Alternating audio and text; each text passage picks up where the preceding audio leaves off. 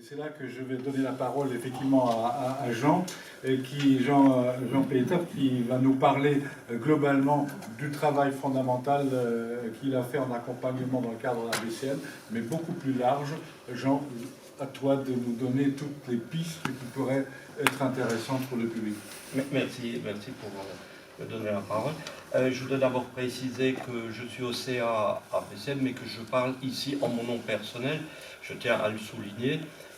Je suis 100% bénévole depuis 26 ans et donc je précise aussi que toutes les initiatives à BCM sont des initiatives privées et non pas politiques. Voilà, donc c'est très important pour moi. Moi j'ai fondé une école qu'on a construite de nos mains, des fondations aux tuiles, avec les parents en 26 ans. Donc maintenant c'est une école de 1200 mètres carrés avec 200 élèves qui sont donc scolarisés.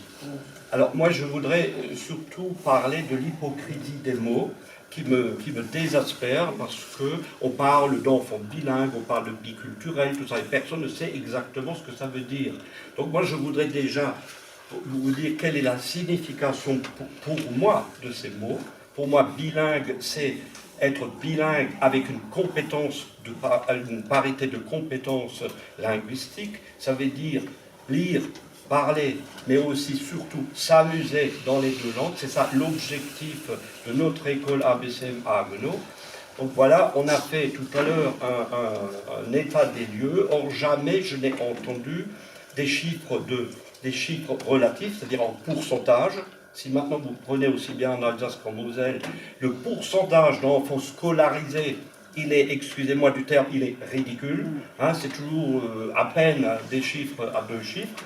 Hein, les progressions, c'est du 0,001%. Donc voilà, c'est ça les vrais chiffres. Donc voilà, être bilingue, pour commencer, c'est savoir parler et s'amuser aussi bien dans les deux langues. Or, combien d'élèves sont scolarisés en bilingue? Combien d'élèves sont bilingues? C'est ça la vraie question. Ensuite on nous parle de biculturel, d'accord, mais pour moi, ce terme me choque un peu. J'ai un peu l'impression qu'on parle de l'Allemagne et de la France, et que nous, on est entre deux, là, j'allais dire très grossièrement, un peu comme des cons, et à regarder, non, c'est notre culture est bilingue et biculturelle. Hein, et j'entends toujours franco-allemand, j'entends... Moi, je ne suis pas d'accord avec ces termes. À la base, si ici il y a des biculturels, c'est bien parce qu'il y avait une langue régionale. Avant, hein, dans le Berrichon, il n'y a pas d'enseignement bilingue parce que tout simplement, il n'y avait pas de terroir bilingue. Donc, je trouve qu'on oublie un peu tout ça. On oublie notre héritage, parce que c'est bien notre héritage qu'il s'agit et qu'on est en train de massacrer, tout simplement.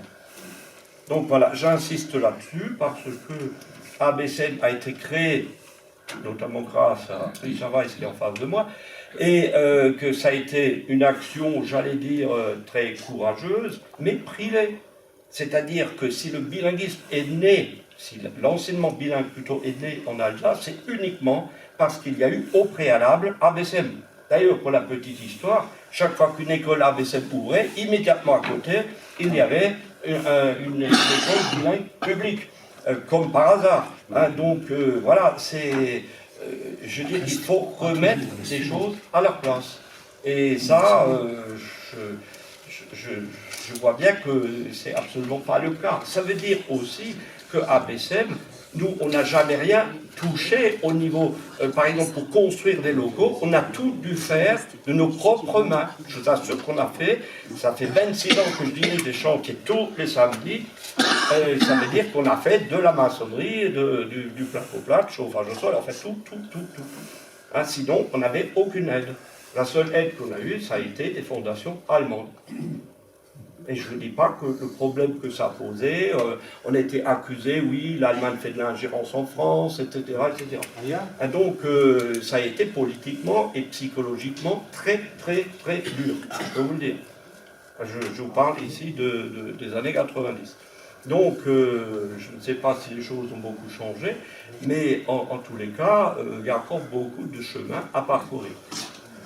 je milite depuis beaucoup de temps aussi pour que justement le biculturel, moi j'aimerais bien que nos enfants et que nos adultes connaissent aussi bien l'histoire de l'Allemagne que l'histoire de France. Si on se revendique d'être biculturel, c'est ce qu'il faut. S'il n'y a pas de candidat pour les étudiants en fac, c'est bien parce que on a volontairement, je dis bien volontairement et politiquement, on nous a coupé de nos racines. Et par exemple, l'histoire vous demandez, on ferait un micro-trottoir n'importe où en Alsace ou en Moselle, on demanderait 3 hommes politiques célèbres de l'histoire de France, très rapidement, on dirait Louis XIV, Napoléon Ier, etc. D'ailleurs, des fois, on cite Charlemagne, qui n'a jamais été un roi de France, mais bon. Et donc, ils trouvent. Maintenant, poser la même question pour les hommes politiques allemands, ben, il n'y aura rien du tout. Et encore moins si on pose la question des hommes politiques alsaciens ou mosellans. Alors là, il n'y a rien du tout. Donc, on ne parle pas de biculturel. On se limite pour le moment à du bilingue, mais sans plus. Alors, on nous parle évidemment du culturel superficiel, les fameux 5C, oui, cigogne, cathédrale, choucroute, etc. Ça, c'est vraiment du culte superficiel, qui est nécessaire aussi. Je ne la discrédite pas du tout, mais la culture profonde, on l'oublie, mais alors totalement. La culture profonde, c'est quand même qui a des piliers, c'est-à-dire justement l'enseignement de l'histoire, l'enseignement des langues, mais un vrai enseignement des langues, c'est-à-dire avec un niveau, un objectif de niveau pour les enfants de CM2. Et donc, c'est ça qu'il nous faut. La symbolique aussi. Vous voyez bien que, par exemple, si on sort le drapeau alsacien, c'est le malheur, on nous accuse de tous les maux, d'extrémistes, etc. Voilà, c'est la morale. Donc, c'est ça le vrai problème. Il est là, à la base. Donc, il faut une culture profonde qui soit défendue. Et donc, voilà, je pense qu'à ABCM, on a maintenant, on a été les premiers à faire de l'enseignement immersif en 2017. On a été le rectorat nous a envoyé un courrier nous menaçant de fermer l'école. Aucun homme politique alsacien n'a réagi. Aucun. C'est le député Bollack, breton, qui a défendu l'école de Haguenau pour que l'école de Haguenau puisse survivre et continuer dans son processus d'enseignement immersif. Donc quand même le dire. Et je peux vous dire que nous, on a stressé, on perd énormément d'énergie juste à pouvoir défendre, c'est essentiel. Donc voilà. Alors maintenant, je voudrais quand même vous expliquer qu'est-ce que c'est que l'enseignement immersif. L'enseignement immersif consiste a pour objectif une parité de compétences au CM2. Pourquoi cette parité de compétences est si importante? Moi, quand j'allais à l'école, on nous a interdit, je suis parti de ces lieux, à qui on a interdit de parler alsacien à l'école, avec une sévérité qu'on ne peut même plus imaginer de nos jours. Il y avait beaucoup de systèmes différents, mais nous, on a vécu non seulement la sanction systématique, mais également un genre de dénigrement de notre langue maternelle. Moi, avant d'aller à l'école, je dirais, de la République, je ne parlais que l'alsacien à ma mère, et donc l'instituteur vient et nous explique en long et en large que le français c'est une langue noble, et que l'alsacien c'est une sous-langue qu'il faut éliminer, qu'il ne faut plus parler, etc. etc. C'était comme la langue de ma mère. Puis je veux dire, on ferait ça de nos jours sur certaines communautés étrangères, je crois qu'il y a des villes entières qui brûleraient. Non mais c'est vrai. Il faut dire la vérité à un moment donné. Or, le vrai problème de l'enseignement bilingue, c'est que cette parité de compétences n'est absolument pas abordée. Alors on nous parle d'enseignement paritaire, qui semble être un équilibre harmonieux, etc. Et non, un enseignement paritaire n'est absolument pas équilibré. À la maternelle, maintenant tout le monde va vous le dire, on apprend une langue entre 0 et 7 ans naturellement. Ça veut dire très clairement que tous les enfants du monde apprennent 2 choses. À marcher et à parler. Quoi qu'il arrive. C'est-à-dire, vous placez un enfant en Chine, il va apprendre chinois, vous le mettez en Russie, il va parler russe, etc., etc. Donc, et ça, on le sait. Et donc, c'est un processus naturel, alors que l'écriture est un processus artificiel. Les enfants qui n'ont pas été à l'école, bah, ils parlent très bien, mais ils n'écrivent pas forcément. Donc voilà, ça c'est un premier jet. Ça veut dire qu'un enfant apprend de tout le monde. De la boulangère, des passants, de la mère, du père, des cousins, etc.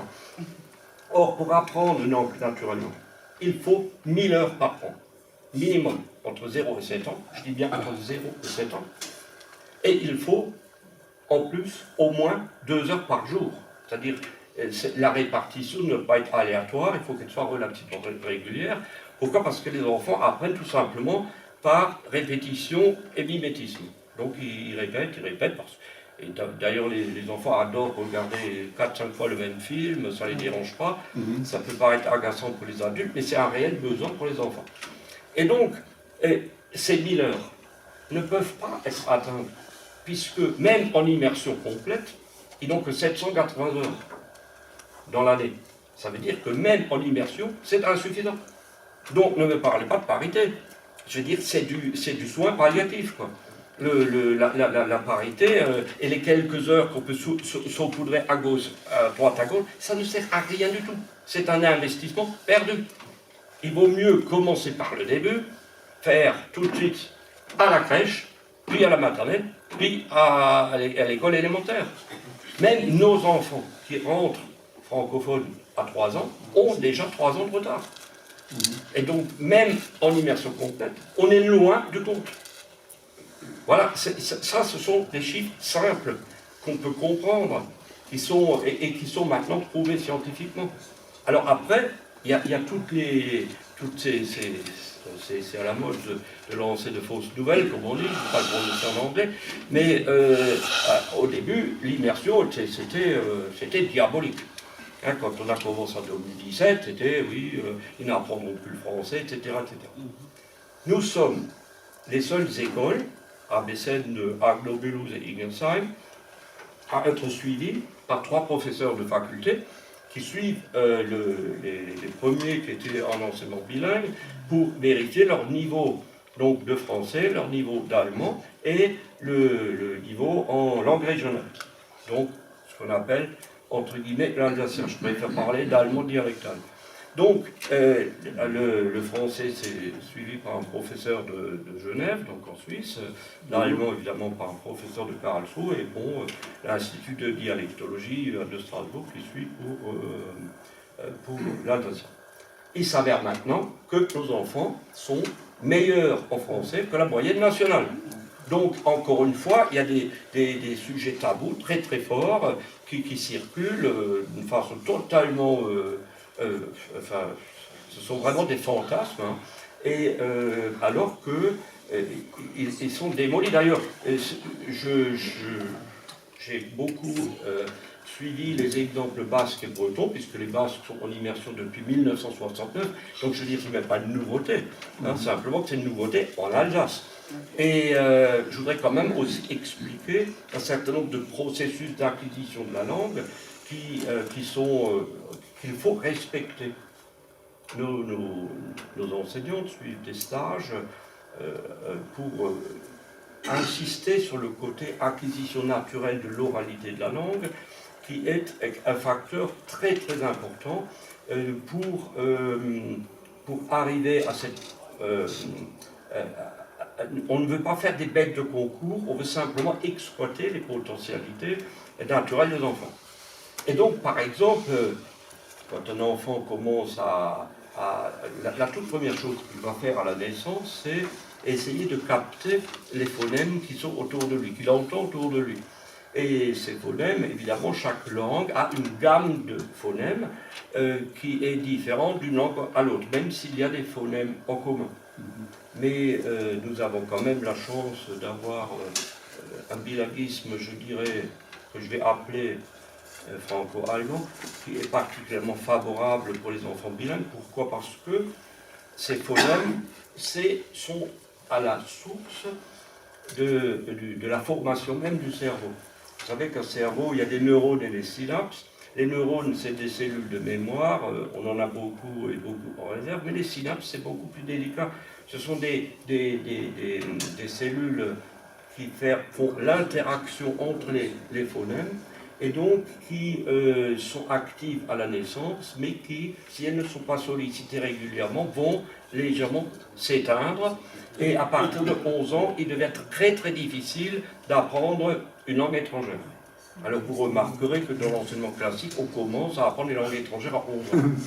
C'était bon, voilà, juste une remarque en passant pour montrer que ça ne pouvait être qu'inefficace, dès le départ. Évidemment, il y a toujours des exceptions à la règle, ça va de soi. Moi, je parle d'une moyenne. Ça veut dire que si un enfant a acquis tous ses phonèmes, il va activer un maximum ses synapses, et également par des études qui ont été faites, on sait très bien que les enfants réellement bilingues, donc d'après la définition que j'ai donnée tout à l'heure, sont par exemple meilleurs en mathématiques, puisqu'ils ont plus d'éléments de liaison, et donc ils sont plus performants cognitivement parlant. Donc voilà, il faut donc commencer par respecter ce rythme naturel, donc ça veut dire aussi au moment où il commencera à pouvoir dire un certain nombre de phonèmes, il va composer des mots, et après il va penser à l'ordonnancement des mots, ce qu'on peut aussi appeler la syntaxe, et en fait ce qui se passe, c'est que il faut être très attentif à ce qui se passe à ce moment-là, parce que un enfant qui va par exemple commencer à comprendre qu'il y a un article devant les mots, parce que pour lui au départ, par exemple Das Haus, c'est pas évident que ce soit un mot ou deux mots, mais un jour il découvre que Das Haus ce sont deux mots, il est content et il va mettre Das devant tout, il va dire Das Mann, Das Frau, Das Haus, etc. Donc là par exemple, il ne faut surtout pas le réprimer, il faut laisser installer cette première partie de la règle pour qu'il puisse découvrir la suivante, etc. C'est-à-dire respecter son rythme, donc être dans une acquisition réellement naturelle. Je répète, avec beaucoup d'insistance, cette acquisition naturelle nécessite 1000 heures par an et 2 heures par jour. Donc vous voyez la difficulté. Et donc une fois que ce mécanisme est installé, on va aborder l'écriture. Alors évidemment, le scandale a été, notre CP est entièrement en allemand standard. Et donc tout de suite, on a crié au scandale. Pourquoi? Parce qu'on pensait qu'on ne ferait pas de français. Et surtout, on pense toujours qu'on est contre le français.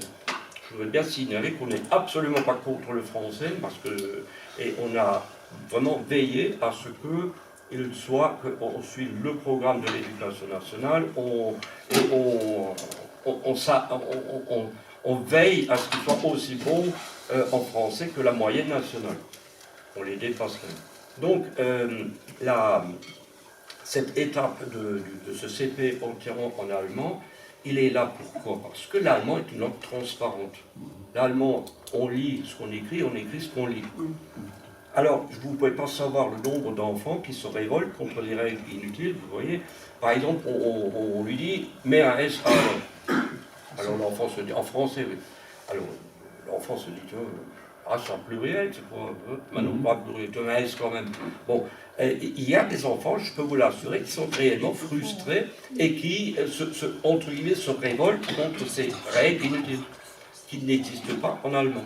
Et c'est très étonnant de voir qu'ils apprennent beaucoup plus vite l'allemand, donc le savoir-faire écriture-lecture est beaucoup plus vite performant en allemand qu'en français. Parce qu'au début, on apprenait en parallèle les deux. Tout ce que je vous dis est né d'une expérience de 26 ans, hein, où on a modifié au fur et à mesure la pédagogie pour arriver au point où on en est. Et donc, maintenant, il commence le CE1 avec 30% de l'horaire, et au CM2, ils ont acquis le niveau de français requis sur l'ensemble du pays. Voilà, donc, moi, ce que je dis, et les vrais chemins à suivre, c'est l'immersion. Il n'y a pas d'autre solution. Il n'y en a pas d'autre. Surtout que, vous le savez, on a fait de l'enseignement paritaire il y a 30 ans.